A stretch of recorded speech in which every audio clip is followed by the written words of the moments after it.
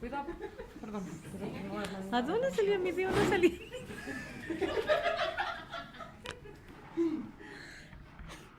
Anda con la cuerda.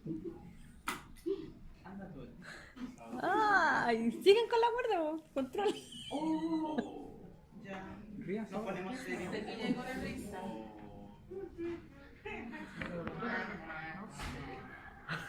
puso pesado el corazón. Oye, Norita, a mí igual me tirita un poquito la mano. Obviamente yo voy a estar en silencio todo el tiempo. Por favor, es que con la Paola nosotros no podemos hablar. Ay, no, no. Por Dios, corta. No es muy grande la casa, ¿Todo eso fue?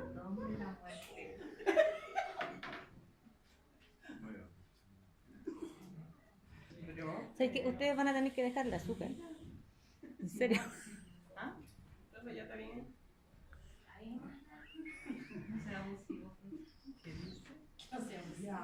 No nos molesten que va a seguir en el otro lado de la muralla. ¿Pero parece cátedra? Se cae. Pero dijo que Pero si igual se sonríe, si se pasa bien. Si yo vengo a la pena pasando bien. Bien. Muy bien, profesor. Eso es la actitud.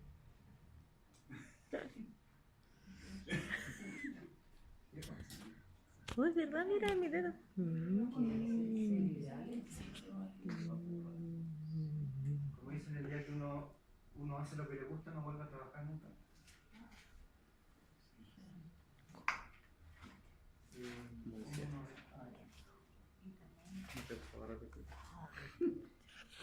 A ver, voy a hacer la misma consulta que en la mañana porque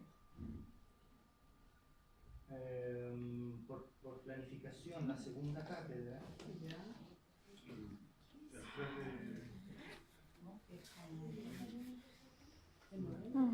Después de sinapsis, ¿qué dice el profesor? Dice células gliales. Sí, células gliales, pero Líquido cefalorraquídeo. Por si la mosca.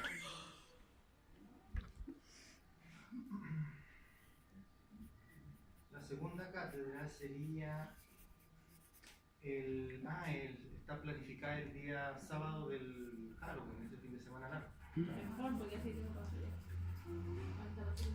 ¿Cómo va a ser igual que la de micro? ¿Las dos juntas? No, la de microbiología el 20. Ah.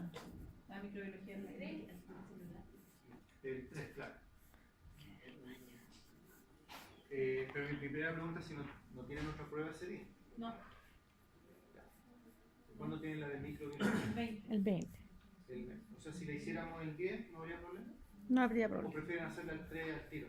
No. El 3 porque se nos va a juntar con otra cosa el otro fin de semana. Sí. Y además que tenemos esos 2 días para estudiar. Los que trabajamos. Y además que, ¿por qué acá no voy a colocar? ¿Por qué no voy a colocar los contenidos? Porque todo va a depender de todo lo que se pasa en la cátedra. Entonces, más semana, más materia.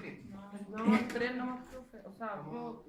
O sea, el 3 está planificado. Sí, ¿Sí? ¿Estamos bien en el 3? sí, profe. Si no, pues no.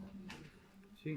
Es que lo más probable es que se nos junte con genética o con enfermedades parecidas. ¿Te sirvió el...? Sí, muchas gracias. ¿Es muy grande? No quedó así. Como eso.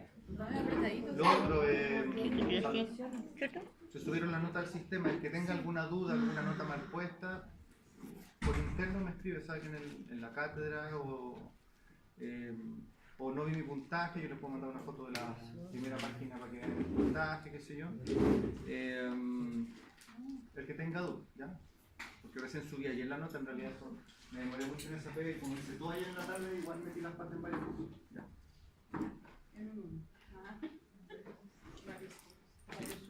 ¿Ok? Respecto a las evaluaciones que me preguntaban también en la mañana del laboratorio, ¿cuánto vale el laboratorio? ¿Cuánto van a ser nuestros controles? No lo sé. Pero en la aplicación se ve, pues ahí está, cuánto vale cada cosa. Sí, lo que pasa es que el sistema da notas para 4 controles, que valen un 25%. Ujú. Pero ¿cuántos de esos controles van a ser de laboratorio y cuántos van a ser de cátedra? Ah. Lo que no nos hemos puesto de acuerdo con los dos lunes. ¿Ya? Claro. Pero ¿cuál es el problema? Que a mi parecer es un porcentaje demasiado alto para algo que ocurre 4 veces en el semestre y que vale un 25% del rango. Entonces para mí es importante que dentro de ese porcentaje haya un buen, al menos la mitad, de controles de cátedra en el cual se va viendo más el avance de lo que realmente ustedes van aprendiendo. No, los controles siempre son de desarrollo y de aplicación, más que de memoria, de fina, aplicación. Por ejemplo, si usted fuera al centro integrador del reflejo pupilar y recibe la información de que hay demasiada luz dentro del ojo, ¿cuál sería su reacción? Aplicación. ¿Sí? Más que dibuje el esquema del reflejo pupilar. Miosis. No sé, pero esa es la idea. Pero si es algo. Si tiene mucho, tiene que ser algo. Yo de eso no sé. Nadie se lo dice. Pero esa es la idea, no defina ni... Así que, si comprenden bien todas estas materias, más que memorizarlas, tiene que ir bien. Y de hecho ya les fue bien en la cátedra, en general estuvieron muy buenas las notas. No tendría por qué cambiar eso. O sea, ¿de acuerdo? Sí. Ya, vimos entonces el control reflejo de la respiración, de la presión sanguínea y rematamos con el reflejo pupilar. ¿Sí? En realidad, el control reflejo del tamaño pupilar. Importante, el trabajo que ustedes realizaron yo se los voy a devolver para que lo difundan entre sus compañeros porque eso es materia de la asignatura. ¿Okay? Ya. Lo que vamos a ver ahora, y en realidad de esto igual hemos conversado cuando usábamos los primeros ejemplos para ir un poco entrando en la asignatura, hablamos harto de la termorregulación, cómo reaccionaba el organismo frente a la alza de temperatura ambiental o a la disminución de la temperatura ambiental, así que no va a ser muy novedoso lo que vamos a ver en este tema. Primero, la idea de la termorregulación es la capacidad de regular la temperatura corporal independiente de la temperatura ambiental. Que hablábamos al principio que es lo que caracteriza a los individuos homeotérmicos. ¿Sí? Tienen mecanismos que le permiten generar energía para mantener la temperatura corporal constante dentro de un rango. Principalmente porque el metabolismo celular y las reacciones químicas que están dentro del metabolismo funcionan dentro de estos rangos estables de temperatura.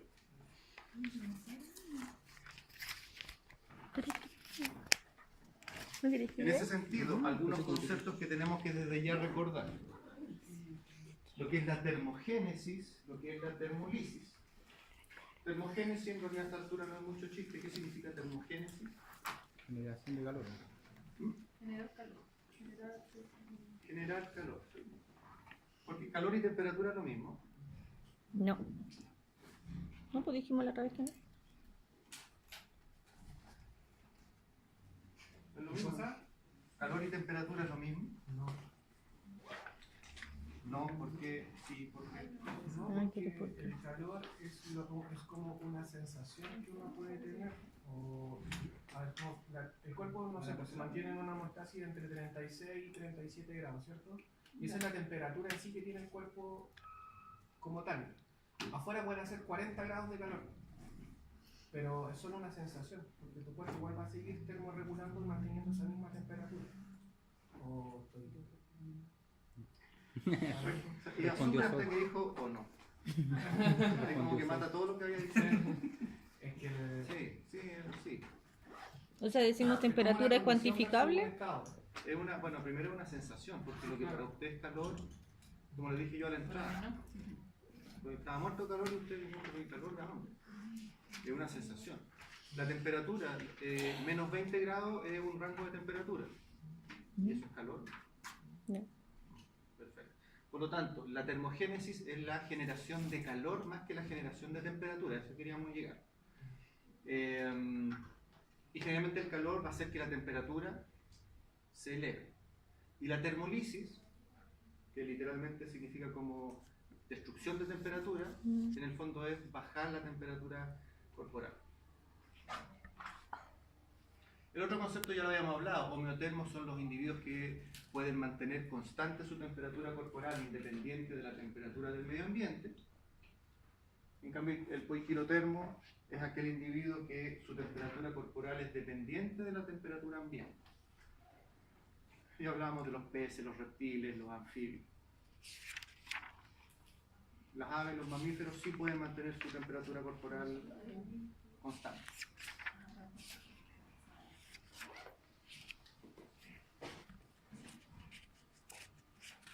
¿Cómo genera calor un organismo? ¿De dónde sale ese calor? Se genera de los propios procesos metabólicos y reacciones químicas que ocurren a nivel celular. Por eso cuando conversábamos de que contraer la musculatura, es decir, gastar energía, es una forma de generar calor, termogénesis. Si recordamos el mecanismo de la contracción muscular, el ATP era clave, ¿cierto?, para la contracción y para el funcionamiento de la miosina, y por lo tanto la cantidad de energía que se gasta en el proceso de contracción muscular es enorme, y por lo tanto la cantidad de calor que de ello se genera es mayor aún. Esto recordándolo solo para tener en cuenta de por qué uno de los mecanismos para aumentar la temperatura corporal, como hemos conversado varias veces, es la termogénesis tiritante, ¿se acuerdan? Pero vamos a paso. Dice, cuando hay temperatura ambiental elevada, las principales reacciones son pérdida de calor por la vasodilatación, ¿sí?, periférica. Recuerden que solo se vasodilatan los vasos sanguíneos que están en la superficie corporal. Hay sudoración, porque eliminando agua es una manera de eliminar calor, ¿sí? Y además, y aquí aparece el concepto de termolisis también, el metabolismo tiende a bajar para producir menos calor.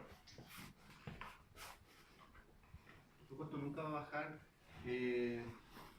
por debajo de rangos que afecten el funcionamiento celular.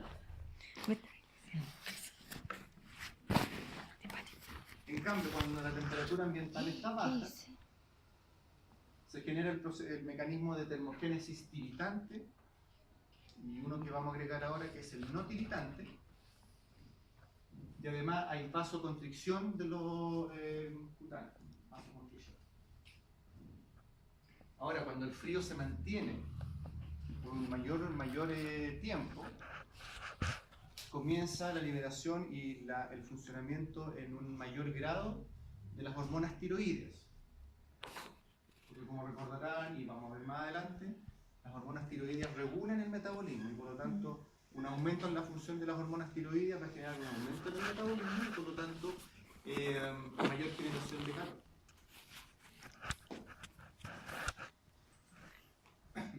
Por eso en realidad un individuo que está sometido a bajas temperaturas de manera frecuente y constante,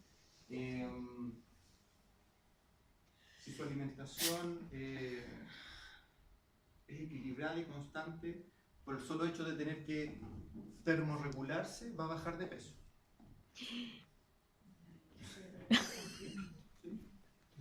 Obviamente dentro del refrigerador.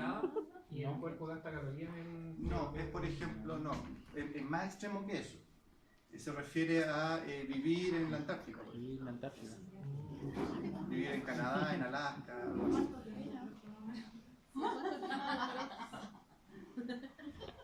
Chica, hay que abrir el refrigerador y empezar así. Las vacaciones son En realidad suena como maravilloso, pero en realidad cuando un individuo está sometido, como su gasto de energía es mayor, aumenta también el apetito y por lo tanto tiende a comerse más también. Ay, en invierno uno engorda mucho. Y en el invierno dan ganas de comer y uno quiere comer más. Así que no.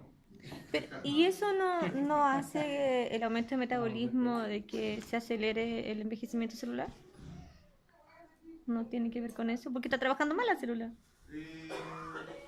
Sí, pero recordemos que los principales factores que influyen en el envejecimiento celular son los agentes oxidantes, los radicales libres que provienen del metabolismo de algún tipo de alimento o sustancias que se ingieren.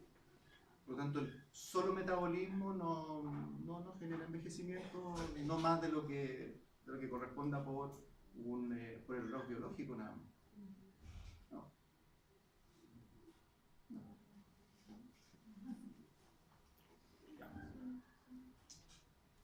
Nuestro esquema de 5 partes, nuevamente. Receptores, vía aferente. Pongámosle nombre en el caso entonces de la termorregulación. Los receptores. Los termorreceptores en este caso, ¿dónde se ubican? En la piel. Sí, son receptores externos que sí, ahí está. Pero está bien. Que están en la superficie corporal y porque yo no quiero obtener la información sobre la temperatura interna del organismo. Yo quiero saber cómo está la temperatura en el medio ambiente, porque si no existieran estos mecanismos, nosotros también nos veríamos afectados por la temperatura ambiente. O sea, tanto es así que si alguien, no sé, cuántos casos hemos visto de gente que queda en la cordillera y muere de hipotermia por la influencia del medio ambiente en la temperatura corporal. Es decir, cuando todos estos mecanismos, la generación, la termogénesis, la tasa de termogénesis de un organismo no logra superar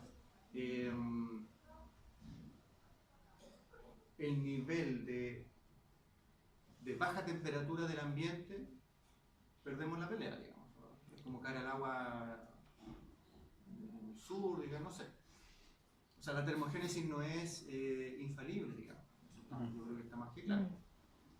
Receptores entonces cutáneos, termorreceptores que están en la piel.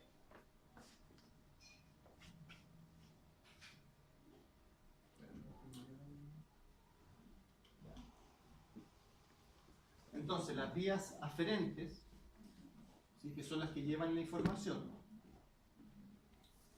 en general, como están distribuidas en todo el organismo, no están definidas así como vimos en los casos anteriores de nervios en particular, sino que está cubierto por una red de nervios que llevan en general la información al sistema nervioso central. Y acá es lo importante, el centro integrador de la termorregulación es el hipotálamo. En el hipotálamo está el centro termorregulador, el cual, dependiendo de la información que reciba desde los receptores, va a generar las respuestas que corresponden, que son las que acabamos de ver recién. Si la información que llega es que la temperatura ambiente está demasiado alta, lo que se va a generar entonces es, a través de nervios simpáticos, estamos hablando entonces ya de las vías eferentes, porque ya sabemos lo que hay que hacer. Tenemos que generar ahora el efecto. Sí. A través del sistema simpático se estimula la Glándula glándula muscular. sudorípara para que se provoque la sudoración. También se afectan las paredes de los vasos sanguíneos. Aquí nuevamente se confirma la regla. Los efectores siempre son o glándulas o músculos. En este caso las glándulas sudoríparas y la musculatura de los vasos sanguíneos, que debe contraerse o dilatarse dependiendo si hace frío o hace calor. Y en el caso de la glándula suprarrenal, liberación de adrenalina para estimular el metabolismo. Si lo que hay es frío, ¿quiénes se van a estimular?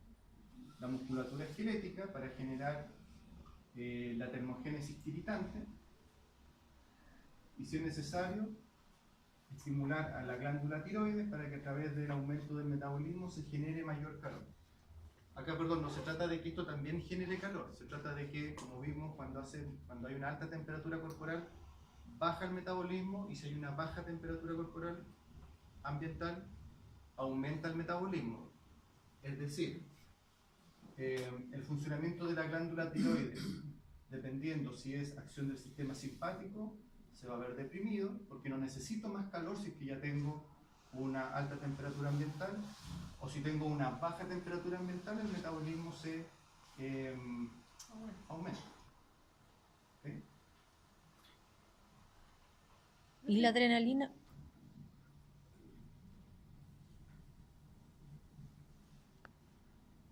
De repente. Es lo que aumenta la actividad metabólica. Porque la azúcar Sí. no puede la adrenalina, pero así no- Eso, genera la vasoconstricción. Eso.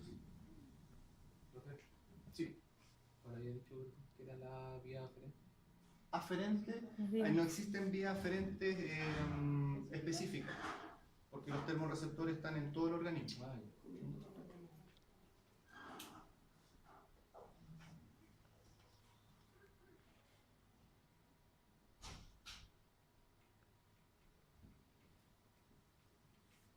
no hemos dicho nada nuevo en realidad.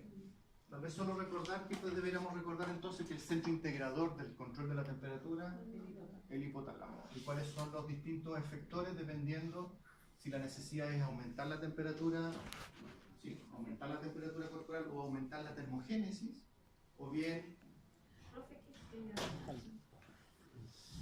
No lo quise mencionar porque es más del sistema endocrino, pero cuando vimos a la hipófisis y todas las hormonas que producía, dijimos que una hormona que produce es la TSH, que es la hormona estimuladora de la tiroides.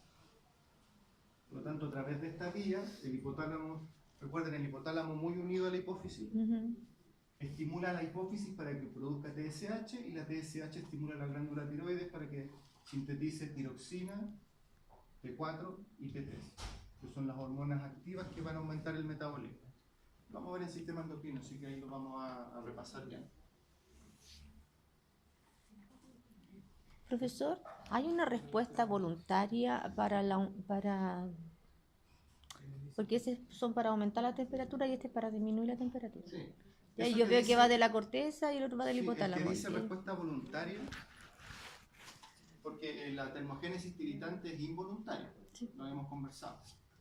Pero cuando usted, por ejemplo, empieza a sentir frío y empieza a hacer esto, o empieza a moverse, una forma voluntaria para aumentar tu temperatura, o sea, instintivamente saben que aumentando el ejercicio, el movimiento del cuerpo genera calor. Sí, en los músculos. Sí, yo eso lo tengo claro. ¿Hay otra manera que el cuerpo lo haga ¿Voluntaria? voluntario? ¿Que no me haya dado cuenta? Tengo curiosidad. Es que si es voluntaria, no puede ser que no te des cuenta. Cierto. Por eso, Puedo si- borrar la pregunta. No, pero en el fondo... Puede hacer fricción también. ¿Ah? Pero si está diciendo algo voluntario, Era- eso también es voluntario. Kicker de marihuana. si no escuché lo que... fricción. Fricción.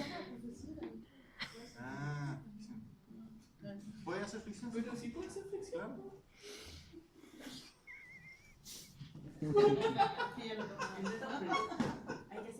¿Qué tipo de fricción? Sí, la fricción genera calor.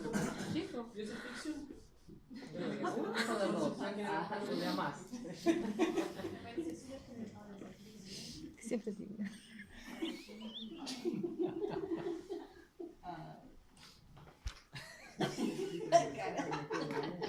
¿Otra pregunta, Sandra? Vamos un poco más al detalle de cómo funciona la termogénesis tiritante. Primero, bueno, dijimos que el que regula la temperatura corporal en nuestro centro integrador es el hipotálamo. Pero el encargado específicamente de estimular la termogénesis tiritante está ubicada en una zona particular que es el hipotálamo posterior. Es como una área dentro de nuestro centro integrador que se encarga específicamente de este mecanismo.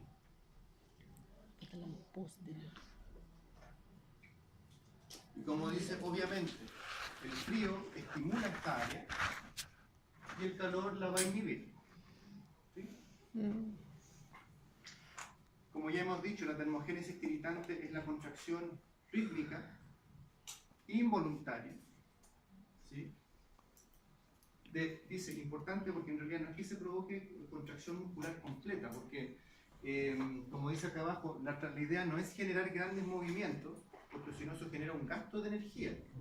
Yo lo que necesito solamente es generar calor más que gastar gran cantidad de energía. Por lo tanto, lo que se busca, lo que tiene como característica este mecanismo es que hay una contracción rítmica de los músculos agonistas y antagonistas y por lo tanto es muy corto. Por eso es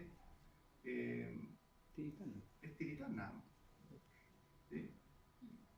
Es decir, si recordamos el mecanismo de contracción muscular, prácticamente no hay acortamiento de los sarcómeros. Por lo tanto, no hay gasto de energía en la miosina para generar esta contracción muscular. Pero eso es la termogénesis tiritante que le hemos mencionado un montón de veces, pero dijimos que además también se genera la termogénesis no tiritante, es decir, el organismo tiene otro mecanismo para generar calor que no tiene que ver con este trabajo muscular. Y acá el que tiene que ver, ahí hay una explicación un poco más técnica, pero de lo que se trata en particular es recordar lo siguiente. Que existen dos tipos de tejido adiposo. ¿Sí? El que todos odiamos es el tejido adiposo amarillo. Que son principalmente células que almacenan grasa. Pero en menor cantidad existe el tejido adiposo pardo. Y que se llama así precisamente porque es de un color mucho más oscuro. ¿Y por qué esos adipocitos son más oscuros? Porque son ricos en mitocondrias. ¿Ya? Y como recordamos entonces, la mitocondria, como su función es formar energía, formar ATP, si tenemos un tejido rico en mitocondria, va a tener alta capacidad de generar ATP y por lo tanto una alta capacidad de generar energía y por lo tanto generar calor. Estos dos mecanismos se desencadenan de manera paralela. Es decir, mientras estamos tiritando, ya estamos empezando a activar al tejido adiposo pardo para que sus mitocondrias aumenten la tasa de producción de ATP. Y cuando esta tasa de producción de ATP ya alcanza cierto nivel y ya se genera un poco de elevación en la temperatura corporal, la tiritante ya desaparece y solo nos quedamos con este mecanismo que no se va a detener hasta que alcancemos la temperatura que el organismo requiere. Principal mecanismo, principal sistema nervioso que regula la termogénesis no tiritante, sistema nervioso simpático.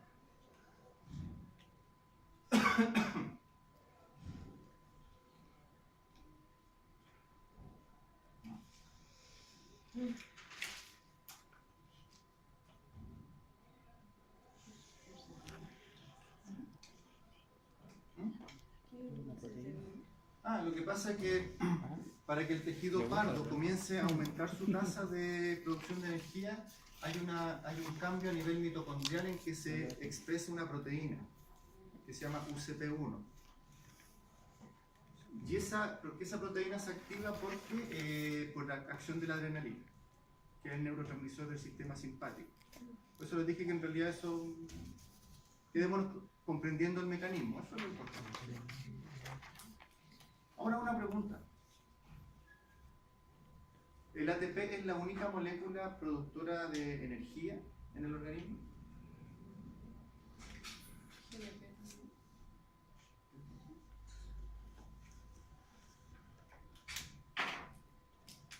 El ATP es el más famoso, ¿sí? El marketing fue mejor. ATP significa... ¿Y el GTP? Invéntelo.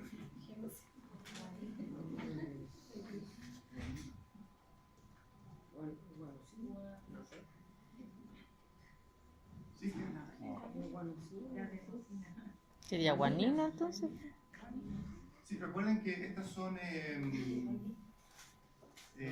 las bases son de la estructura, son bases nitrogenadas de la ADN.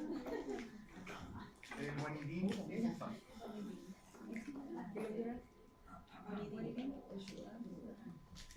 ¿Y cuál es la principal diferencia? ¿Por qué finalmente el ATP es famoso y el GTP como que... Porque era más energético, parece. Más energético. ¿Qué es lo que hace que el ATP sea energético? La fosfatos.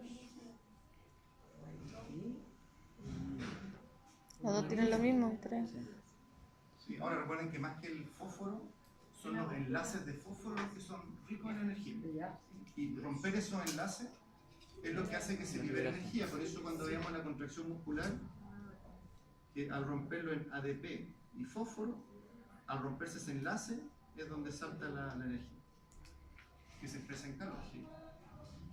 No, principalmente porque el GTP es igualmente eficiente que el ATP en la producción de energía. Pero el GTP solamente está relacionado a los procesos bioquímicos de síntesis de proteínas, nada más. cambio el ATP, en todo el resto de las reacciones químicas celulares, el ATP es la fuente de energía. ¿Vale? Como paréntesis. ¿Y no contabilizáis el NAT y el FAT? ¿No contabilizáis como energía moderna? ¿Nos dijeron como modelo de moneda de cambio el NAT y el FAT también? Ah, la moneda de cambio. Esa frase es muy imprecisa.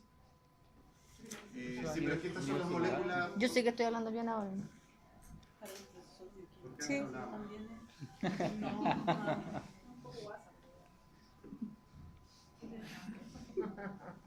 ¿Es del campo?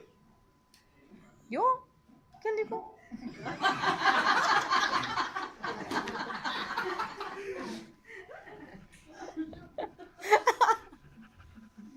No hay muchas dudas, ¿cierto? Porque en realidad esto lo hemos hablado como tanto, lo hemos usado tanto de ejemplo que no hay mucho más que hablar, excepto recordar el concepto nuevo que era la termogénesis no tiritante nada más, ¿sí? Ya. Control del apetito. Orexia.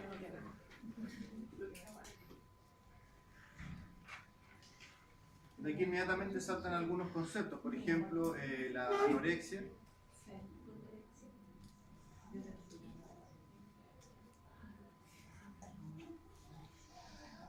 Orexia significa apetito, por eso cualquier fármaco que estimule el apetito se llaman orexígenos. ¿Sí? Primero, el centro integrador que regula el apetito es el hipotálamo.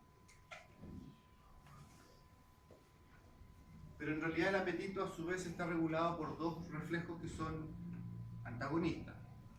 Uno es el reflejo del hambre y el otro el de la saciedad.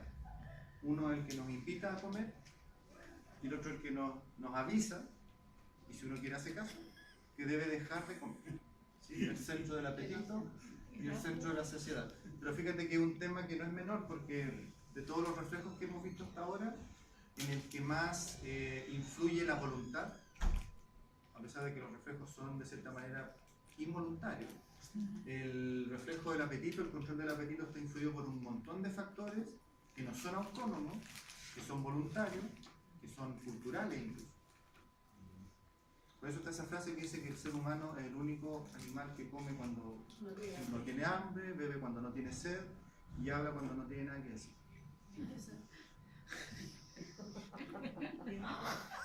Oye, hoy día le están dando ahí. Está en el colú. Sí, te quiero hacer columna, sí. Sandrita, ¿me pasáis el audio? Tienen que ir Por favor. a editar. ¿Qué pasa con los cachorros cuando no tienen esa saciedad? Ah, es que bueno, lo que pasa es que lo que hay que ver, lo que vamos a conversar es No todas las clases cuáles son son los buenas. estímulos, cuáles son las señales que estimulan a uno u otro centro. Es decir, en el caso de, ya también lo usamos de ejemplo, ¿qué es lo que estimula principalmente los deseos de comer? Los bajos niveles de glucosa sanguínea. Y ahí también lo conversamos. ¿Y cuál es el principal estímulo para dejar de comer o para que aparezca la sensación de saciedad? Tiene que ver principalmente con la distensión estomacal. ¿Ya? Que en general en los cachorros eso es mucho, especialmente porque en los cachorros, primero su alimentación es más líquida, por lo tanto cuesta mucho más que se sientan saciados. Y el volumen estomacal en proporción al cuerpo es mucho mayor que un animal adulto. Si uno ve las proporciones del tubo digestivo, el estómago es mucho más grande.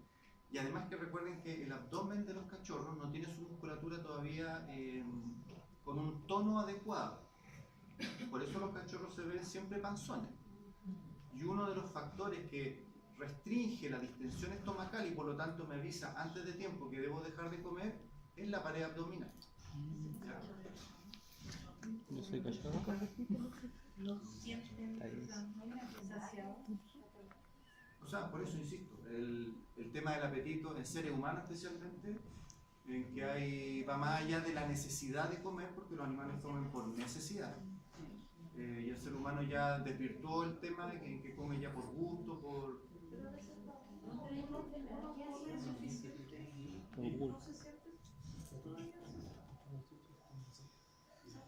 Sí, saco roto. contenido calórico de un alimento también, porque otra de las señales que me va a avisar, es que bueno, ahí lo vamos a desarrollar, que ya la saciedad debe aparecer, no solamente es el volumen gástrico, porque es como por ejemplo cuando uno se come la Nutella, uno no tiene que llenar el estómago de Nutella para sentirse satisfecho, es mucho antes. ¿Por qué? Porque el contenido calórico, cuando se absorbe a nivel sanguíneo, genera rápida producción de insulina, y vamos a ver de que hay hormonas que estimulan la saciedad y se ven directamente estimuladas por la insulina. Por lo tanto, alimentos poco calóricos, como es típico, te puedes comer 1 kilo de lechuga o de ensalada y no vas a quedar tan satisfecho comparado con comer carbohidratos, por ejemplo, que te dan energía rápidamente. Veamos cómo es el mecanismo.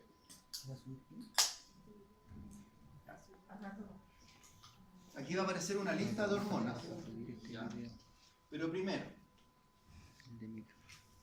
los estímulos que regulan esto están tanto a nivel del sistema nervioso central como a nivel del propio sistema digestivo, ¿ya?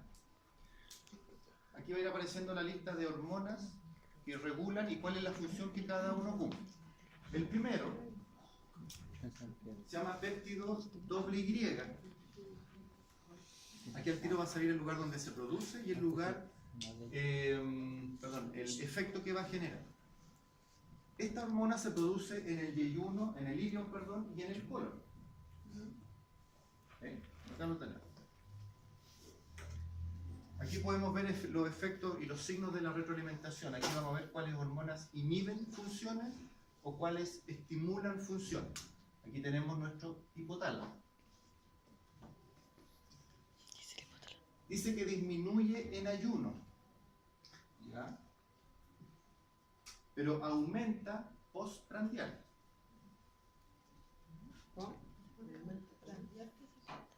¿Tenemos claro el concepto de postprandial?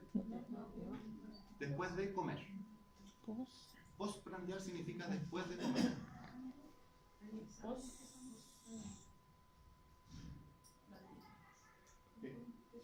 Postprandiales.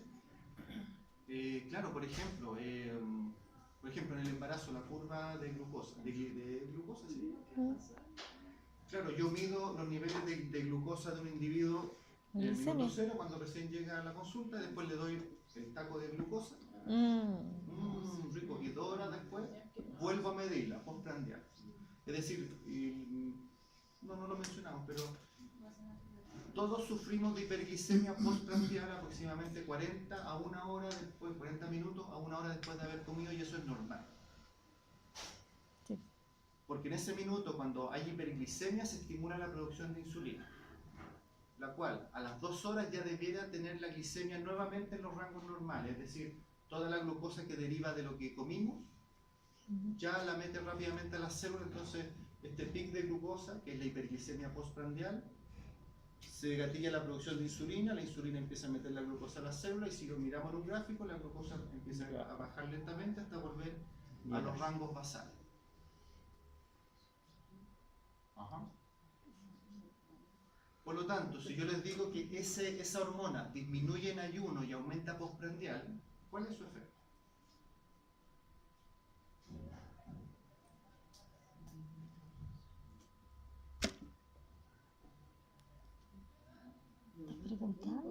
¿Quiere que le responda? Y aumenta postprandial. Recuerden que estamos viendo la regulación del apetito, así que esa es nuestra referencia.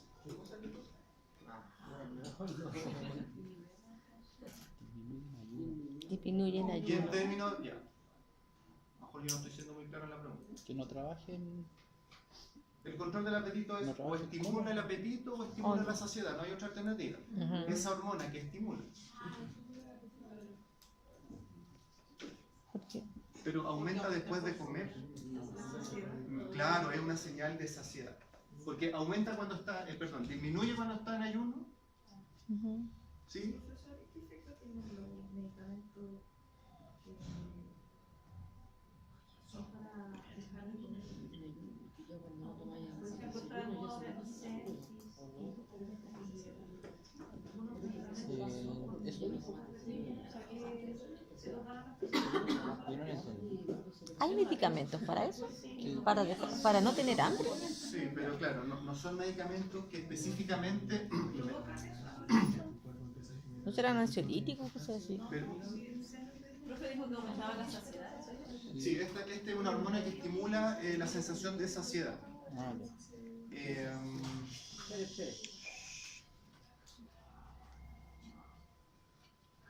Lo que pasa es que, a ver, yo no soy muy especialista en el tema, pero lo que sí tengo claro es que, como hablábamos recién, factores extra digestivos tienen que ver con que la ansiedad es un importante estimulante del apetito. A todos nos ha pasado. Por lo tanto, los ansiolíticos, en forma, aunque su efecto directo no es actuar sobre el centro del apetito, de manera secundaria, al bajar la ansiedad, bajan los deseos de comer. Pero si tú me preguntas, ¿será un anorexígeno así como directamente? Yo tengo la sensación que no, ¿ah? Pero no sé bien en realidad. No podría... No sé. Pero lo vamos a buscar. Hoy, traiga de tarea.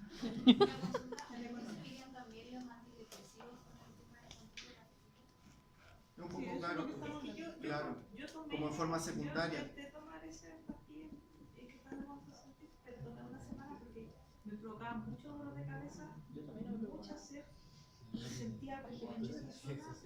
¿Y después sí? Sí, igual tomo en el embarazo. ¿Qué? Ay, me bajaba mucho la presión. Tenía Tomo mucho como 3 meses. No sabía que estaba embarazada. Claro, no tenía hambre, pero me sentía pésimo. Así que No tenía hambre porque se sentía pésimo. Pero la Pero después me da el nombre y buscamos el principio activo y vemos qué hacemos. A ver si algo descubrimos. Pero sería bueno saber cómo, pero cómo. ¿Cuál es el mecanismo por el cual lo... Ahora, la pastilla que es antidepresión, por ejemplo, yo una de mis últimas depresiones me la trataron también las dos con sertralina, y sertralina es un ansiolítico también.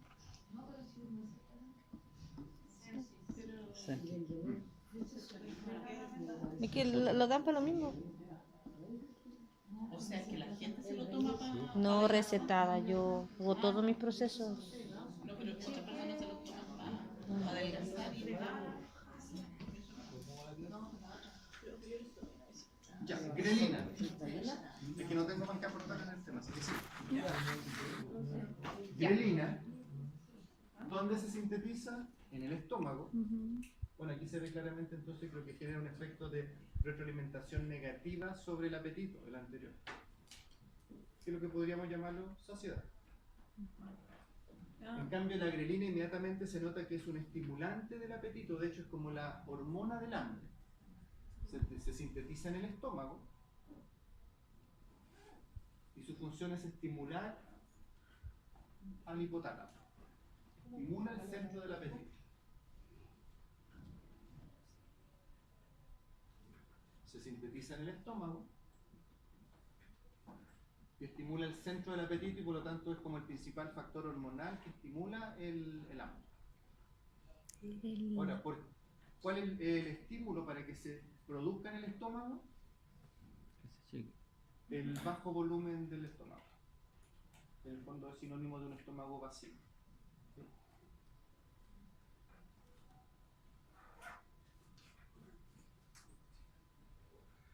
Leptina.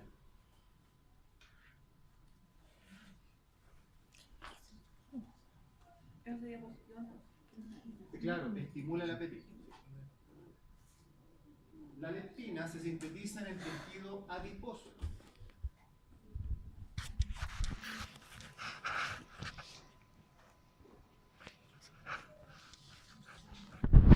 Y dice que aumenta en proporción al tejido adiposo, por lo tanto, un individuo que tiene mayor cantidad de reservas, mayor cantidad de leptina va a tener en circulación.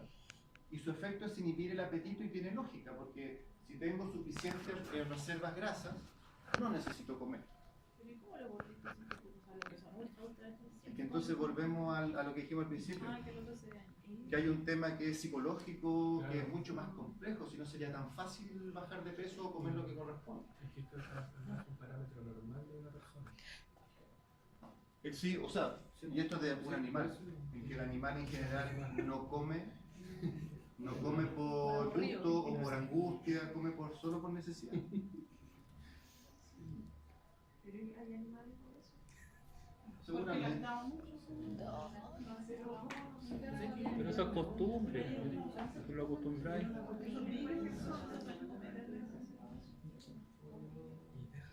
tú no lo Los vivos acostumbras, tienden a ser obesos, pero, por ejemplo, sedentario. ¿qué es lo que hace que un individuo suba de peso? Que no gaste todo lo que está comiendo.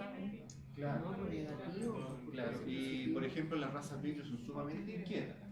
Entonces, si no gastan la energía que requieren como raza diariamente, pero comen constantemente una misma cantidad, el balance se vuelve positivo y por lo tanto se empieza a ganar peso. Recuerden que eso es lo clásico, el clásico concepto de que no, yo no quiero esterilizar o castrar a mi mascota porque se ponen muy gorditos. Ah, ¿por qué dicen eso? Y no, y ahí lo que ocurre es que baja el metabolismo porque extraigo las hormonas, los estrógenos, la testosterona, participan en el metabolismo del individuo. Por lo tanto, el metabolismo baja, pero siguen comiendo lo mismo. Y si no está la costumbre de sacarlos a pasear, de que tengan un ejercicio, en realidad más que hay que sacarse el concepto de sacarlo a pasear, porque sacarlo a pasear es como llevarlo ahí y si se mueve mucho lo tironeo para que no...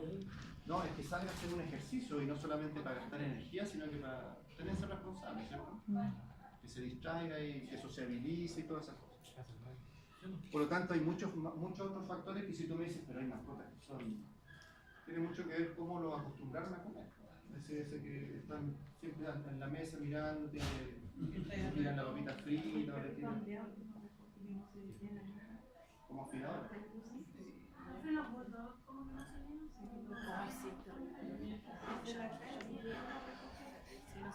Ya, yo ahí no podría decir que si se llenan no se llenan, pero...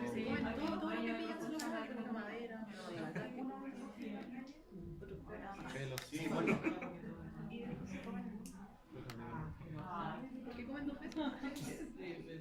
Profesor, ¿y cómo se hace eso con, por ejemplo, con los equinos?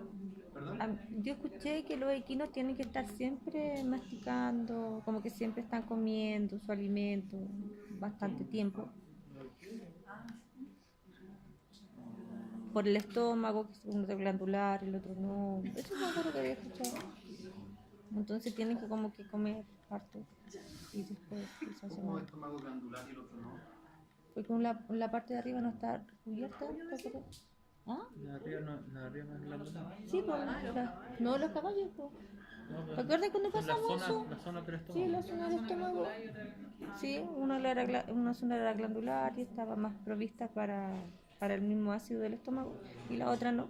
Entonces se suponía que no tenía que comer mucho como en exceso, pero los caballos de corral, los que están no tan bien mantenidos, como que comían harto, tenían varios vicios, ¿no? Porque se dijeron. Ah, pero bueno, sí. No voy a entrar mucho en eso porque tampoco yo de caballo así como... Pero los vicios se generan... Yo no conozco animales que vivan en la naturaleza que tengan vicios. Sí, que estén en la naturaleza, pues los otros eran pues yo digo de corral. Claro, entonces ahí ya todo, del momento que no están en sus condiciones naturales, todo puede ser, digamos. Lo mismo de las mascotas. La mascota es un reflejo de cómo los crían y cómo lo acostumbran a comer sus dueños. Entonces ahí ya como que todo esto que es la fisiología de un... Sí. Se nos va al diablo. Ya. Y por lo tanto la leptina, volviendo estimula la saciedad. Porque en el fondo, ¿cuál es el mensaje que tiene que ver con la leptina? Si tengo suficiente tejido adiposo, No necesito seguir comiendo, seguir ya tengo lo que necesito. Por eso está en proporción. Mientras más tejido adiposo, más leptina, más inhibición al apetito. Y de cierta manera, si inhibo el apetito, gasto mi reserva grasa, la leptina va a bajar, baja la inhibición y es una forma de autorregular las reservas de tejido adiposo.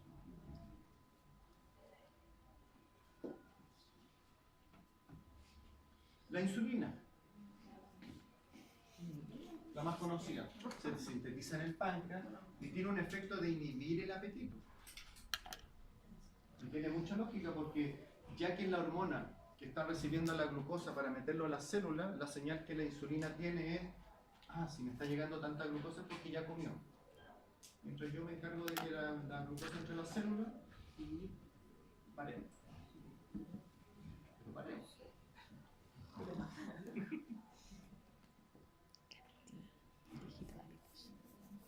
Una hormona, por supuesto, pero otro factor, y ese también lo hemos comentado, la distensión de la pared gástrica. Hay receptores de presión en las paredes del estómago que cuando se sienten presionados por el llene del estómago, inhiben el apetito, una sensación de saciedad. Pero comentábamos que para que estos receptores den una señal potente hacia el sistema nervioso central, prácticamente ya llevamos 20 minutos desde que empezó a descargar la información, por lo tanto, si solo yo dejo de comer cuando ya estoy satisfecho, siempre voy a estar comiendo de más. Ahora, volvemos al contenido calórico de lo que uno coma y todo eso. De hecho, en general, y eso pasa con los animales, sí, se acostumbran a comer volumen. En el caso de los animales, me acordaba también cuando hay más de un animal en la casa, cuando son territoriales, se comen la comida de otro. Y eso complica. Yo tengo ese caso. Mi gato trata de comer todo. Después termina vomitando. Y viene el perro y se come el... Pero está limpiecito. Se pelea la comida y regurgita la comida y después encima se la come. Un buen punto de diferenciar si es que vomita o regurgita la comida. ¿La bota entera? Sí, todos los pelos. Entero. Entonces la regurgita, bueno. Es muy porfiado. Acá ahora estas sustancias ya se producen en el sistema nervioso central. Si se fijan, todas las que comentamos antes eran fuera del sistema nervioso. Principalmente el sistema digestivo, tejido adiposo, páncreas. En cambio, el neuropéptido Y, aquí ya ya a los tipos ya ni se les ocurría qué nombre poner a estas cosas. Pero este se sintetiza en el hipotálamo. Y su función es estimular el apetito.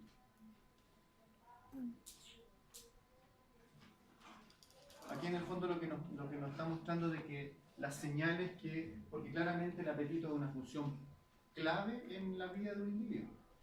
O sea, tener esas señales que sean muy claras es básico para que pueda crecer, desarrollarse y reproducirse. Bueno, estas señales no solamente provienen del sistema digestivo, sino que hay señales que también provienen del hipotálamo. Es decir, el hipotálamo también puede detectar niveles de glicemia y por lo tanto desde el sistema nervioso central generar el deseo de apetito, aunque tal vez desde el sistema digestivo no esté llegando ninguna señal. Otro ejemplo de este tipo de como digamos doble, ¿cómo podríamos llamarlo? Es como una doble fuente de información, es el reflejo del vómito. A propósito del vómito. Cuando uno utiliza fármacos para controlar el vómito, la MS, hay fármacos que actúan a nivel periférico y hay otros inhibidores a nivel central. De hecho, cuando usted parte con, por ejemplo, seguramente le suena la metoclopramida, un clásico fármaco para controlar los vómitos. Y en general responden bien, hay que administrarlo así, muchas veces algunos recomiendan disuelto en el suero, porque no puede ser en dosis muy altas dosis en corto tiempo, porque si no el efecto no es el mismo. No me acuerdo bien eso, pero lo van a ver después, no me acuerdo. Pero cuando esos vómitos no logran cesar, realmente se pasa a medicamentos que son un poco más potentes. El típico ejemplo, el Torecán, ¿le suena? Serenia. Por ejemplo, que usan por ejemplo los que sufren de síndrome vertiginoso y esas cosas que andan con náuseas, les dan ese tipo de fármacos que ya inhiben el vómito pero a nivel del sistema nervioso central. Entonces ahí tenemos otro ejemplo de cómo el vómito se regula, su funcionamiento y su estímulo a distintos niveles, tomando en cuenta que el vómito es un mecanismo de defensa fundamental frente a la ingestión de algo que puede ser dañino para el organismo. Entonces, este neuropéptido estimula el apetito. Aquí lo más importante, que se ve como tan enredado, pero clasificarlo en todos los que estimulan y los que inhiben el apetito, así nomás. Y ahí se van a dar cuenta que es muy... Y a su vez los que están en el sistema nervioso central y los que están fuera de él. Otra hormona que también, que es la que está acá al lado, estas dos son las que se producen, se sintetizan en el mismo hipotálamo. La proteína R-agouti se sintetiza en el hipotálamo y también estimula el apetito.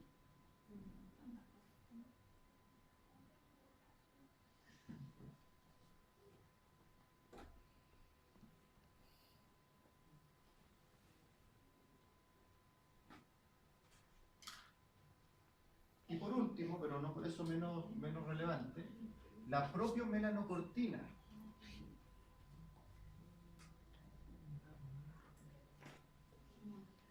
También se sintetiza en el hipotálamo, pero aquí tenemos el control contrario. A nivel central tengo una posibilidad de estimular la saciedad o disminuir el apetito, como ustedes quieran llamar.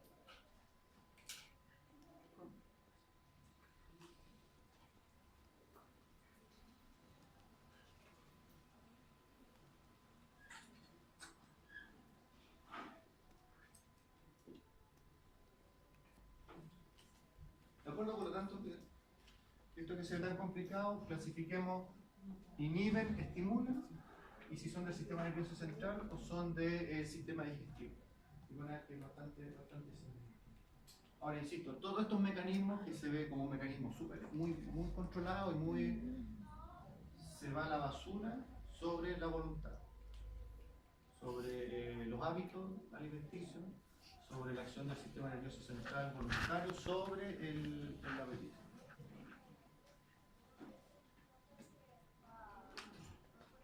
¿Alguna duda, perdón? ¿Alguna consulta? Esto es un poco como igual, hay que memorizar varios nombres, pero al final... ¿Qué hacer una tabla? Una tabla yo creo que sí. La sed. Otro problema, ¿cierto?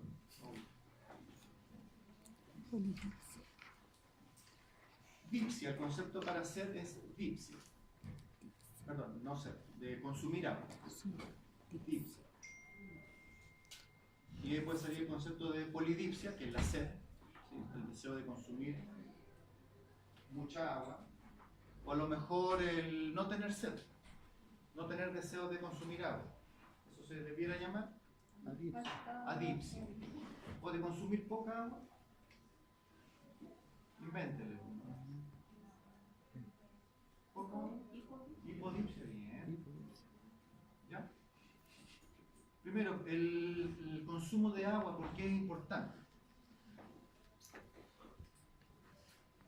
Bueno, no solamente porque estamos hechos en un 60% de agua, lo cual igual es un buen punto, sino que dentro de eso, porque la presión sanguínea, el volumen sanguíneo, el cual permite la adecuada perfusión y entrega de nutrientes y oxígeno a todas las células, está dado en gran medida por la cantidad de agua intravascular.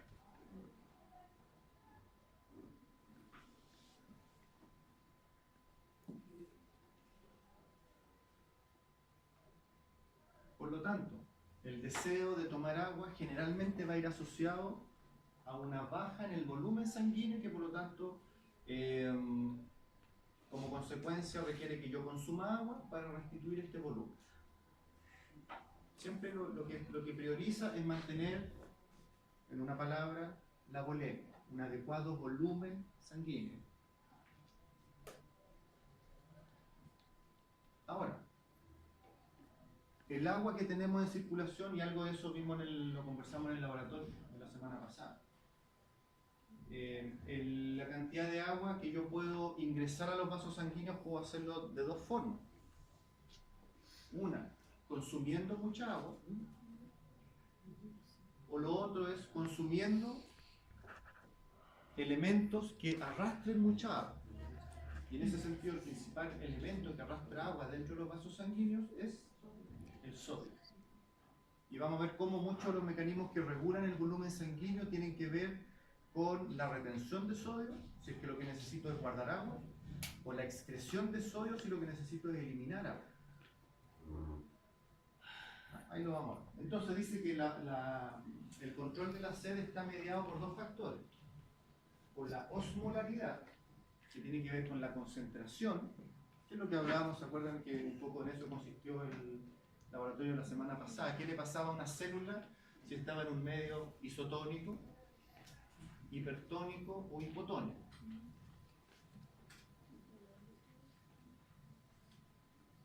Ese concepto quedó claro. Que en el caso la consecuencia era la hemólisis, ¿cierto? Porque lo que se destruía eran glóbulos rojos. Es que con el grupo que yo me quedé, tengo certeza que lo conversamos. ¿Con el otro grupo también? Perfecto. Súper. Genial, profe. Se lo entendió claro este profesor. En ese sentido, hay dos tipos de sed. Como dice ahí, existe la sed hipovolémica y existe la sed osmótica.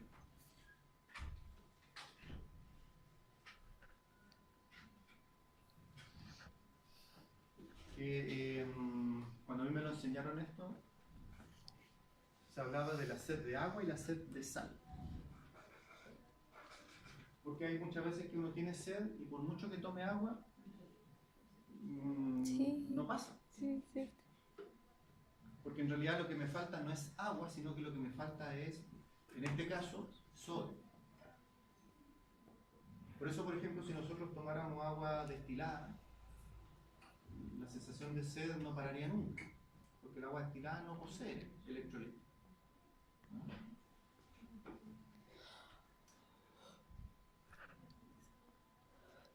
Ya.